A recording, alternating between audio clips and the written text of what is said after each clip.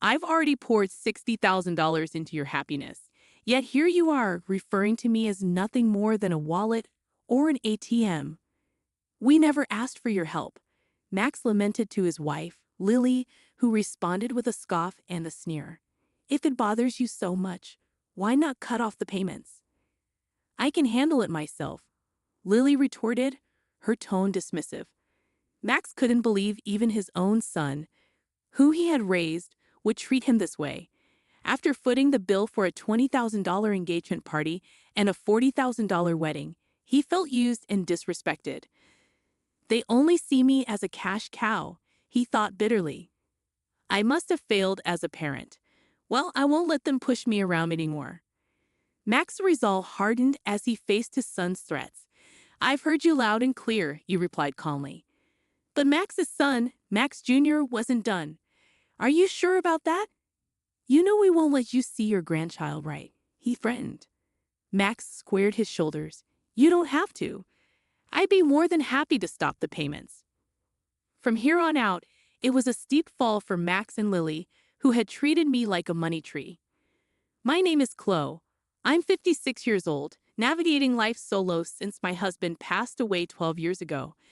Between my job and raising my two children, I've always had my hands full.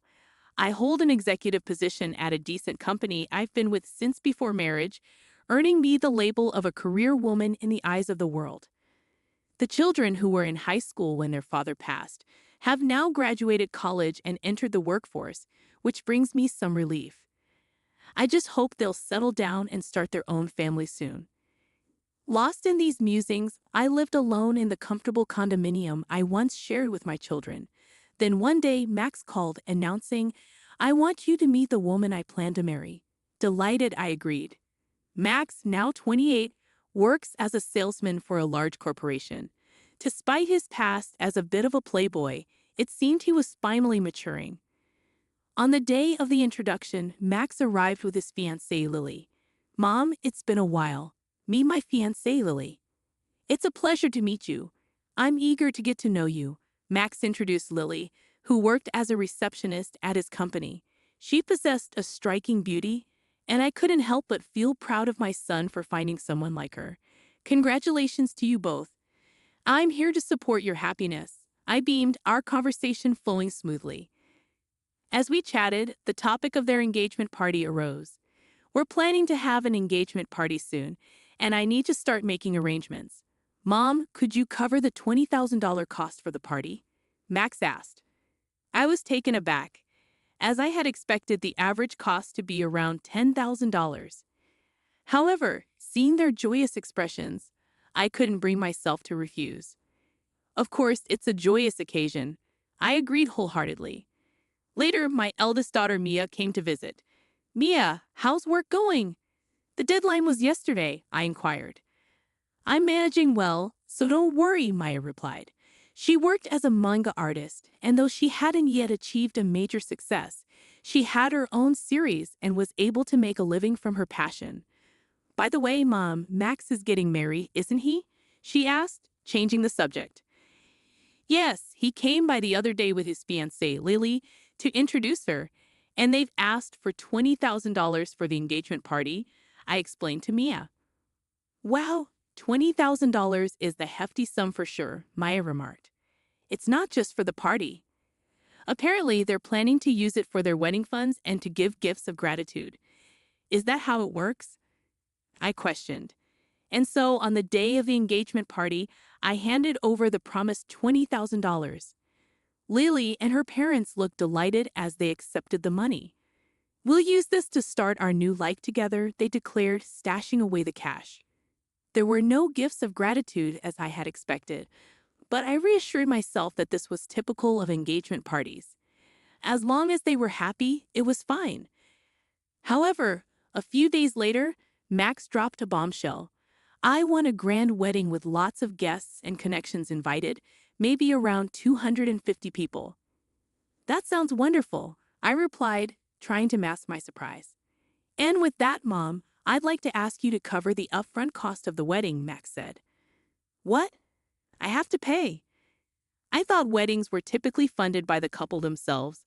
I responded, feeling a sense of disbelief. I'm counting on you, Mom. It's quite common for parents to cover the wedding expenses.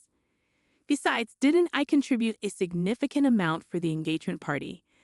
Lily's parents aren't in a position to help financially, and I promised to repay you for the wedding gift, Max explained reluctantly. As I opened the bill Max had brought, my shock was palpable. The amount stated was a staggering $40,000. The idea of such an upfront cost made my head spin. Just how extravagant were their wedding plans? Wait a minute, isn't this a bit excessive? Why not plan a wedding within your means? I questioned. It's a once-in-a-lifetime event, and Lily doesn't want to compromise. Besides, don't you want Lily's parents to witness how happy she is? Max countered, leaving me feeling cornered. Feeling pressured, I couldn't bring myself to refuse. All right, it's indeed a joyous, once-in-a-lifetime occasion, I conceded. Upon seeing my reluctant consent, Max smiled and thanked me before leaving the room. Later, I transferred the hefty upfront cost of $40,000 to the wedding venue. It pained me to use the money I had diligently saved for my retirement, but I convinced myself it was for my child's happiness. 2 months later, on the wedding day, the venue surpassed my expectations in luxury. Mia and I had arrived early in the morning to change into our dresses and prepare our hair. As I approached the door to the bride and groom's dressing room, I unintentionally overheard their conversation. I can't believe we're having such a lavish wedding, all thanks to Mom, Lily exclaimed. Absolutely. She gave us $20,000 for the engagement party, and I even managed to buy a new bag. She's like a great wallet, more like an ATM. Let's keep withdrawing from it, Max. Max chimed in. That's rather harsh. Mia and I listened in disbelief. Lily continued gleefully, I bet if we ask her nicely, she'll cover the rest of the wedding costs, right? Of course she will. Leave it to me. Then we can use the wedding gift for a honeymoon trip to Hawaii. And why not bring my parents along? Perhaps we could even buy a high-rise apartment for our new home, Max added enthusiastically. That sounds perfect. Let's get my mother to cover the cost. She does have the money after all, Lily agreed. My hand trembled as I raised it to knock on the door. Sensing my distress, Mia gently led me away. With steady breaths, I squeezed Mia's hand, resting on my shoulder, and whispered, Mia, there's something I need you to look into once the ceremony starts. Of course, Mom. Leave it to me. And so, Max and Lily's wedding commenced. As I watched their vows in the chapel and listened to the toasts at the reception, my mind lingered on their earlier conversation. Presenting the groom's mother, Chloe, the MC announced, and as the spotlight fell on me, all I could manage was a bow. Maya returned from her rounds of toasting and joined me. Mom, I checked with Lily's relatives. Both of her parents are perfectly healthy, Maya informed me. That's terrible. We need to address this. I'll stand by you, I assured Mia, as it was time for our first wardrobe change. Lily exited first, followed by Max. Now the groom will make his exit. Accompanying him is his mother, Chloe, who raised him single-handedly. The announcement was made, prompting me to walk down the aisle to meet Max. Max, a little tipsy and in high spirits, declared to the MC's microphone, "This is my amazing mom." Keeping a composed expression, I walked beside Max, exiting the hall, and headed straight to the dressing room where Maya was waiting. Max, there's something I need to discuss with you, Mia began. What is it, sis? Make it quick. I need to change and get back, Max replied curtly as he started to undress. Mia and I exchanged a glance, both unsettled by his demeanor. How could he speak about Mom that way? Huh? You were eavesdropping? Well, whatever, Max shrugged, dismissing Maya's concern, just as Lily entered the room, already in her wedding attire. Mother-in-law, sister-in-law, what's going on? Lily inquired, noticing the tension in the room. Mia confronted Lily. We've discovered that your parents are healthy and have stable jobs. Why are you making our mom foot the bill for everything? What's going on? Lily reacted dramatically, exclaiming, Oh, was this some sort of sister-in-law bullying? How terrifying. My patience wore thin at Lily's dismissive tone. I've already shelled out $60,000, hoping for your happiness, and yet you treat people like they're just wallets, ATMs. What kind of attitude is that? I snapped, frustration evident in my voice. Lily merely chuckled as if it were a joke. Acting all self-important over such a paltry sum. We don't owe you anything. Plus, it's customary for the groom's parents to cover the wedding costs, isn't it? Lily retorted. But you lied about your parents' health to splurge on a new bag. And yes, I overheard. It's a terrible habit to eavesdrop, Maya interjected. Mind your tongue, Mia. Lily snapped back, visibly irritated. She then turned her attention to Mia, saying, I won't take scolding from an older sister who's still single at 30, pursuing some eccentric career as a manga artist. Your nerdy tendencies are probably why you're still unmarried. Max chimed in, mocking Maya further. That's right, you're a lost cause when it comes to marriage, sis. Infuriated by their disrespect, I attempted to reprimand them, but Max laughed it off. If you're going to speak like that, why don't you try cutting off the payments? After all, I'm an elite, he jeered. I can handle it just fine. It would be a pity to lose the cash cow, Lily remarked, her tone dripping with sarcasm. I felt a pang of disappointment. I had contributed $20,000 for the engagement party and $40,000 for the wedding, and yet this was how they chose to treat me? No appreciation, only cruelty. Doubts crept in about where I might have gone wrong in raising my son. Enough was enough. I refused to be manipulated any longer. I've heard everything you've said. Are you sure about that? If you don't cooperate, you won't get to see your grandchild, Max threatened. But I stood my ground firmly. That's all right. There's no need to bring them around. I'll gladly cease the payments. Max and Lily stared at me, stunned into silence. I'm cutting ties here. I wish you both the best, I declared as I took Mia's hand, and we made our exit from the venue. The sounds of revelry from the reception echoed in the background as we left. A month later, while enjoying a quiet moment with Mia over tea at home, the intercom buzzed loudly. Oh, Mom, it's Max. What should we do? Mia asked.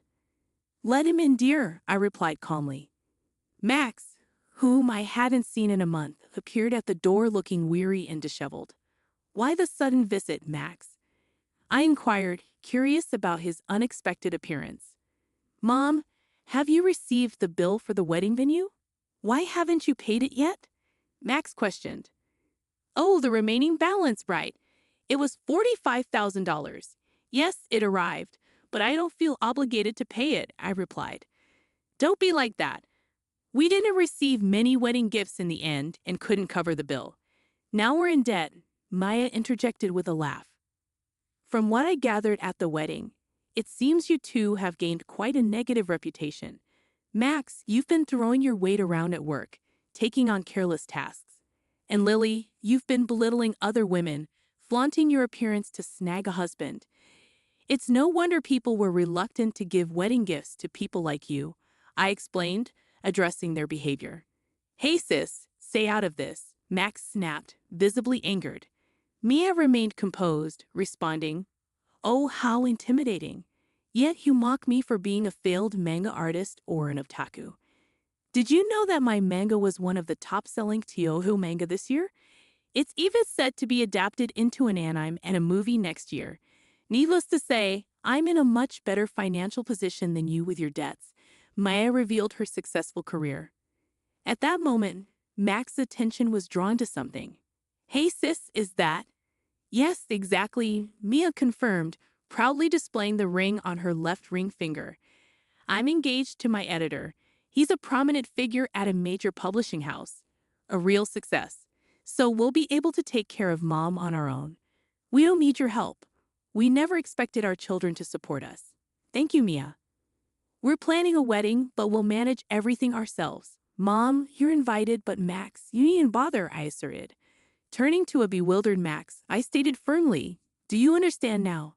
Don't bother us again. With Mia by my side, we guided Max towards the front door with determination.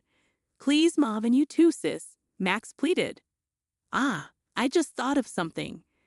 What would you even give us money for? I interrupted. noticing Max's hopeful expression as he turned around. I mentioned that director at your wedding. Turns out I didn't realize it at the time, but he's actually a client of my company. It seemed you were extending all those undue privileges because of my association. However, I've instructed them to cease such favors, I explained. I had no idea about this, Max began, but I cut him off. Please just deal with it yourself. Goodbye, I said firmly. Mia and I escorted Max out and securely locked the door behind him. Max continued to cause a commotion outside, but after some time of ignoring him, the noise eventually subsided. A year has passed since that incident. Immediately afterward, I made the decision to sell the house to prevent any future visits from Max and Lily. I purchased an apartment with elderly services, ensuring a comfortable living environment for my old age. According to a neighbor from my condo, Max and Lily showed up and caused a scene, questioning my absence. This only affirmed the wisdom of my choice. As for Max and Lily, they'd abandoned their aspirations for a luxury high-rise apartment and now reside in a cramped space. Max, it appears, faced demotion following a review of his actions. Perhaps wounded by the loss of his elite status, Max's behavior has only worsened over time. It's surprising he hasn't been terminated from his job yet. Lily, who quit her job upon marriage, continued her extravagant spending for a while, but their finances quickly dwindled. Despite their debts, Lily's lavish habits remain unchanged, and her parents persistently demand money. Allegedly, they argue daily. I can only hope that they come to understand the value of hard-earned money and learn to appreciate those around them. However, that might be too much to ask of them. Thankfully, I still maintain a close bond with Mia. Her husband is a kind-hearted man who treats me with great respect, and they are expecting a baby. I eagerly anticipate spoiling my beloved daughter and grandchild. The thought of their arrival motivates me to keep going every day.